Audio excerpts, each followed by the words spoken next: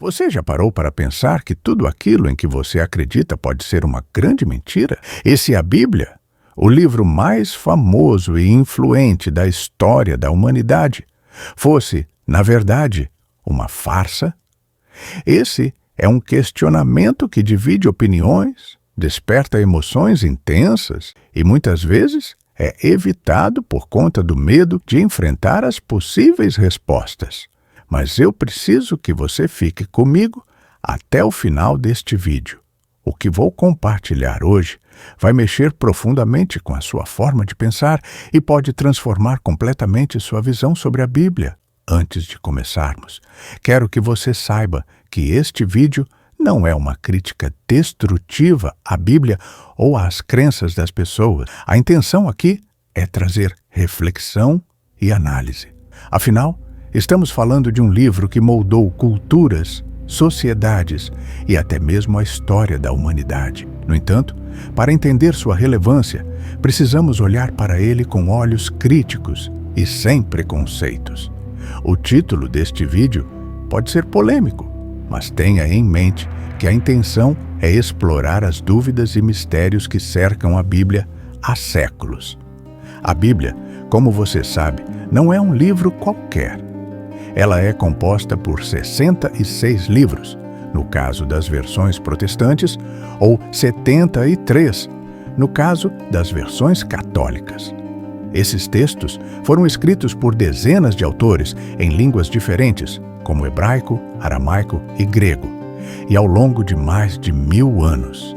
Isso, por si só, já é impressionante, mas também levanta uma questão importante. Como podemos garantir que tudo o que está nela é verdadeiro? Pense nisso por um momento. A Bíblia foi copiada manualmente durante séculos.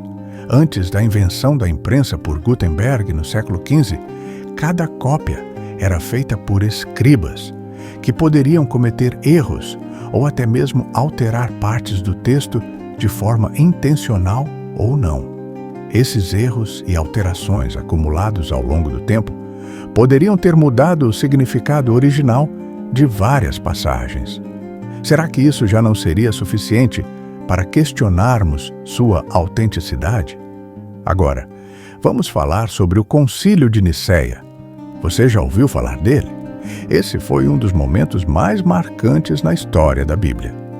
No ano de 325 d.C., líderes religiosos se reuniram para definir quais textos fariam parte do que chamamos de cânone bíblico. Isso significa que alguns livros foram aceitos como sagrados, enquanto outros foram rejeitados. E por que esses textos foram excluídos? Alguns estudiosos afirmam que havia interesses políticos e teológicos por trás dessas decisões. Textos que contradiziam ou questionavam as doutrinas da época foram deixados de fora. Isso inclui os famosos evangelhos apócrifos, que até hoje despertam curiosidade e controvérsia. Vamos parar aqui um instante e refletir. Se a Bíblia é a palavra de Deus, como muitos acreditam, por que ela precisou passar por uma curadoria? Por que alguns textos foram aceitos, enquanto outros foram descartados? Será que isso foi uma tentativa de moldar o cristianismo, de acordo com os interesses daqueles que estavam no poder na época? E, falando em poder, não podemos ignorar o papel da Igreja na disseminação da Bíblia ao longo dos séculos. Durante a Idade Média, por exemplo, a Igreja Católica era a instituição mais poderosa do mundo ocidental. Ela controlava não apenas a espiritualidade das pessoas, mas também grande parte da política e da economia. Nesse contexto, a Bíblia era um instrumento de poder.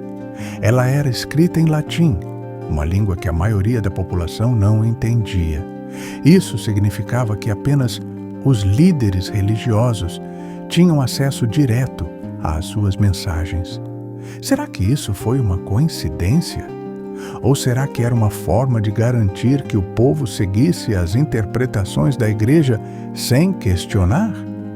Agora, quero compartilhar algo que pode mudar a forma como você vê a Bíblia. Você sabia que existem contradições no texto bíblico? Por exemplo, no Gênesis, Deus cria o mundo em 6 dias e descansa no 7º.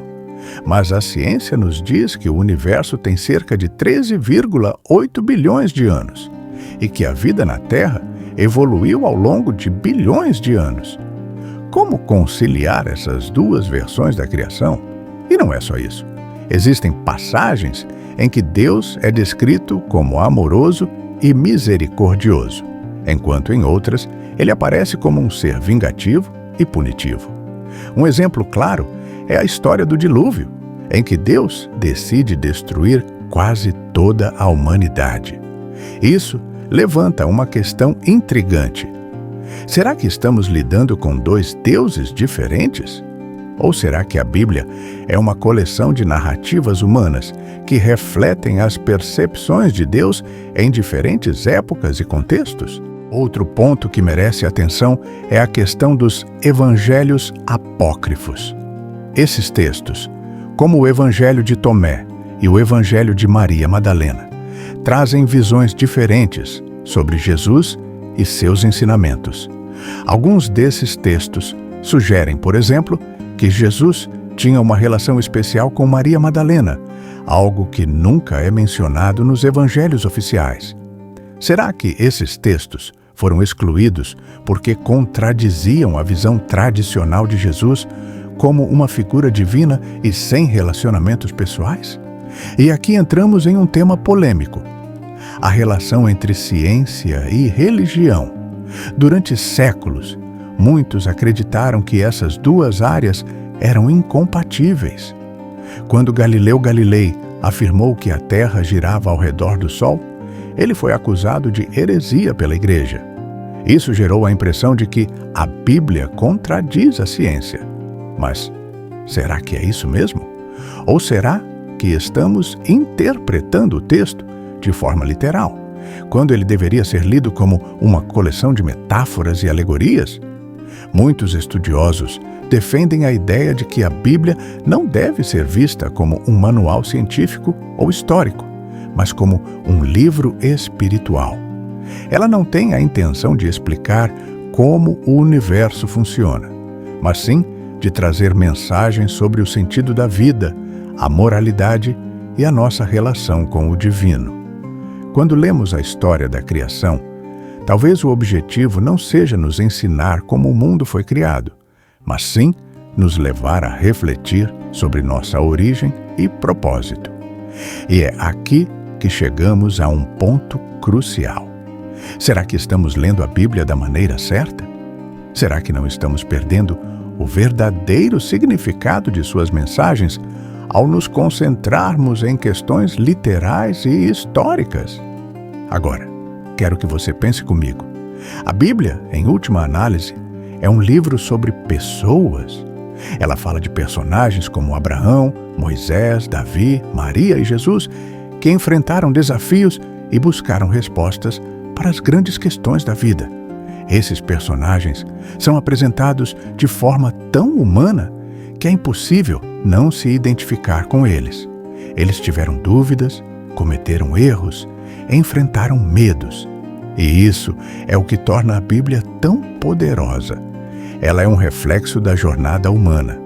E aqui está o grande plot twist. Desde o início deste vídeo, eu te desafiei a considerar a possibilidade de a Bíblia ser uma farsa. Mas a verdade é que a Bíblia não é uma mentira. Ela não foi escrita para enganar ou manipular. O problema está na forma como ela foi usada ao longo dos séculos e na forma como a interpretamos hoje. A Bíblia é um convite para a reflexão, para o autoconhecimento e para a busca de respostas. Ter dúvidas sobre ela não é um problema. Na verdade, as dúvidas são o que nos levam a explorar, questionar e compreender melhor suas mensagens. E isso, por si só, já faz da Bíblia um livro único e extraordinário.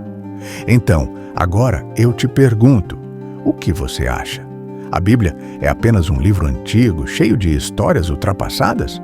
Ou ela é algo mais profundo, algo que pode nos ajudar a entender melhor a nós mesmos e o nosso lugar no mundo?